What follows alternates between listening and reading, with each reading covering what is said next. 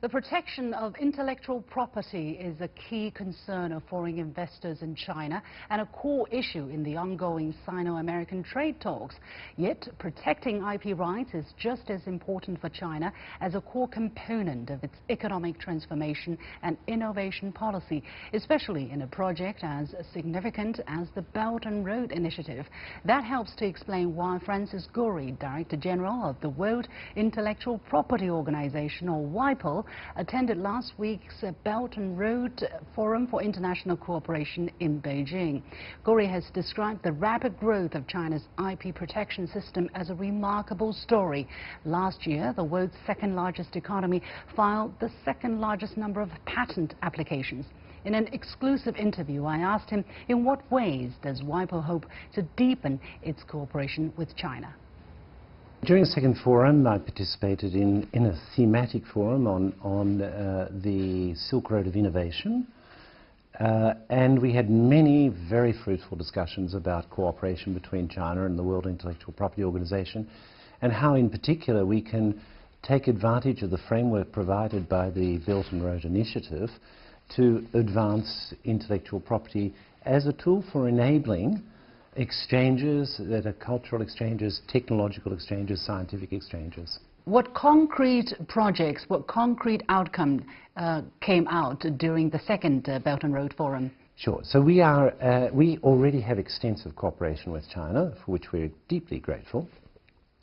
And we're exploring enhancing that in a number of ways. One is through the establishment of technology and innovation support centers to complement or to add some value to the 168 science or techno parks that have been established in China. If we can do that, I think it would be a good addition. We would hope to extend that also to the countries along the Belt and Road. We are exploring additional cooperation in respect of alternative dispute resolution, which I think is a very natural subject given the evolution of China in relation to the sophistication that it now has in technology. I see. Well, you talked about patents. China indeed recorded a very good progress, let's say numbers, in terms, thank you, in terms of the patent filing under the PCT, the Patent Cooperation Treaty, and China jumped 13.4% year on year.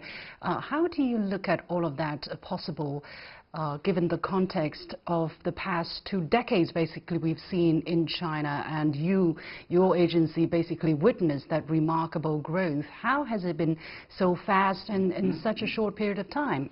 That's a great question. Everyone would like to know the answer because it's a remarkable story. It's a truly remarkable story. I think there are several ingredients. One is a very high level, at the top, policy focus on innovation. And intellectual property is an enabler of innovation, or if you like, a protector of the advantage, the competitive advantage that's conferred by innovation. So that's very important because it penetrates the whole system. But obviously there is a system-wide, country-wide effort in this whole transformation of the economy to greater value addition, or if you like, a transformation from more labor-intensive to more intellect-intensive work. And we've seen that, and it's been a very successful operation, of course, in China. And do you have the impression that the effort is actually intensifying, although China has actually achieved quite a bit? There have been accusations of China being a stealer, a thief of intellectual property. There is accusation of China being carrying out forced technology transfer, and so on and so forth. So a set of reforms are being undertaken in China, such as the foreign investment law, such as the Supreme Court, the Supreme People's Court, setting up an IP protection court. Yes. So how do you see it that way?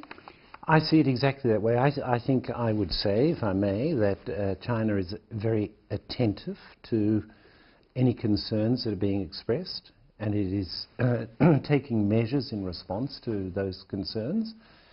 And I think, if I may say again, that China is seeing this as in their own interest. As China becomes a major producer of innovations, and intellectual property, it sees the advantage in having a balanced but effective intellectual property system. You talk about this balanced and effective, and I find that very interesting because that's exactly in sync with the WIPO's mission, which is to lead the development of a balanced and effective international IP system that allows innovation and creativity to benefit everyone.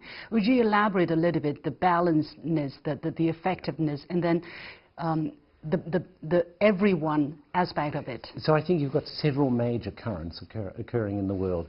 One of those is obviously the great technological transformations that are occurring, extraordinary technological transformations. Another is that increasingly technology is the center of competitive interest. There is major competitive strategy around technology between the various countries and the enterprises in the world. And a third one is this huge technological gap you get between countries.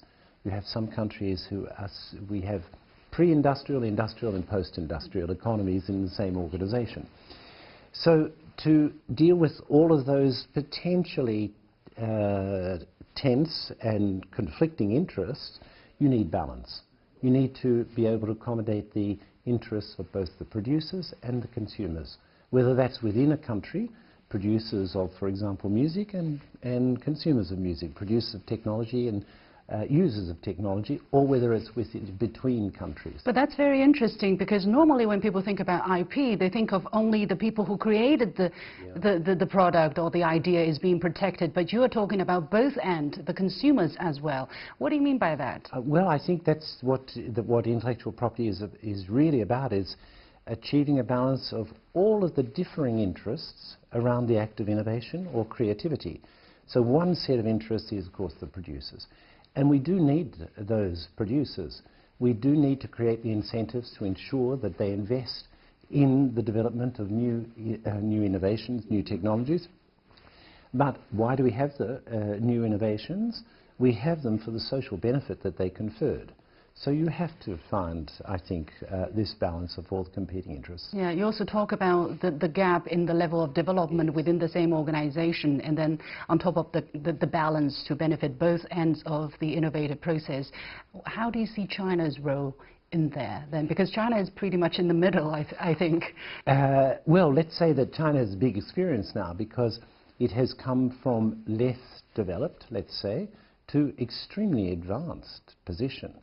In terms of IP. In terms of IP, in terms of intellectual property, in terms of technological capacity and sophistication.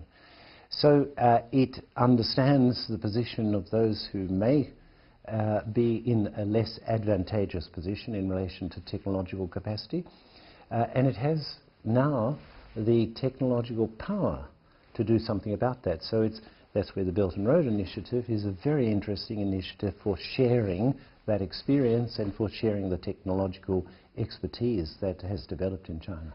To follow up on that, how do you think, as Chinese companies go out more intensively, how can China protect the intellectual property rights of Chinese companies as they go out, and what kind of role or guidance or collaboration does WIPO see itself in the process? Well, look, I think we have a number of systems that, as China, as you say, exports more, and as there is a more technology-intensive exportation, we have a number of systems that enable Chinese enterprises and individuals to get protection worldwide very easily. So you can file one patent application, international patent application with us, which is valid for 153 countries, rather than 153 separate applications.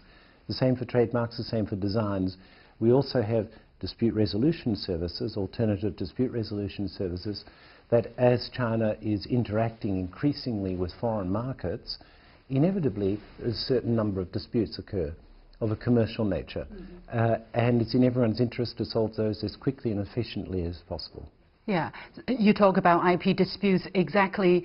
That's a very hot topic, and China is, of course, very much at the center of it and is very much interested in, doing a better job in resolving these differences. So how can China work with the WIPO or learn from best practices around the world to better resolve IP disputes? Well, I think China's done an extraordinary job with its specialized intellectual property courts. under the Supreme People's Court, and we have a very good cooperation with the Supreme People's Court already. And that's an information sharing and experience sharing with the rest of the world that's highly beneficial for everyone. There is also alternative dispute resolution, because the same invention might be the subject of a patent in various countries, and there might be a dispute between two parties in relation to the same invention in a multiplicity of countries. One single procedure of arbitration or mediation can be a much more efficient way of dealing with it than litigation in a multiplicity of countries.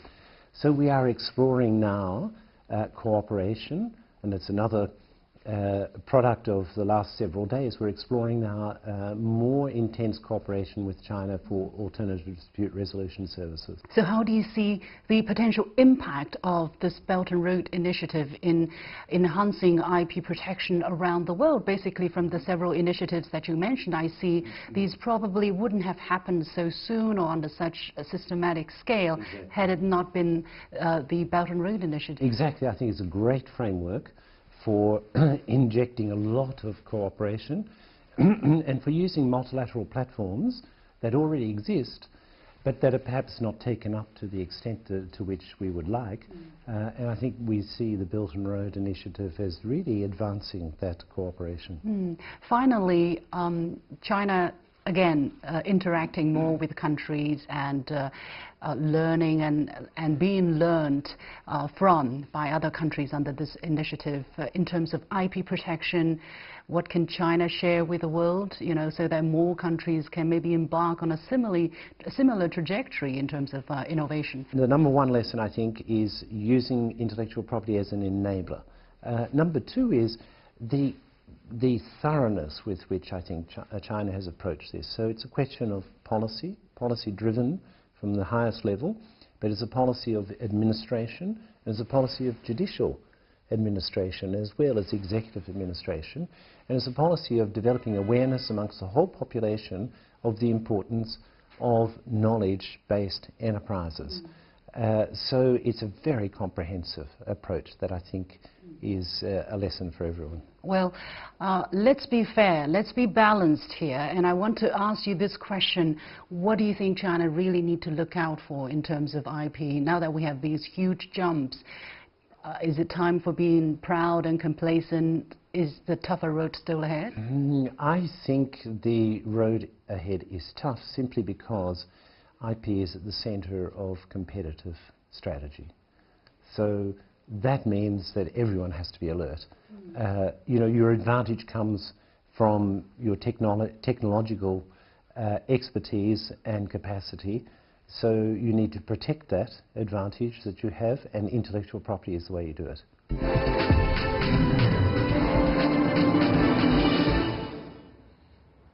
That was my exclusive interview with Francis Gurry, the Director General of the World Intellectual Property Organization, or WIPO. And with that, we come to the end of this edition of The Point with me, Liu Xin. As always, you can follow me on Facebook and Twitter using the handle The Point with LX. Download the application called CGTN to watch the show on your mobile devices, or go to YouTube and look for CGTN The Point. Thanks for watching. You've got The Point.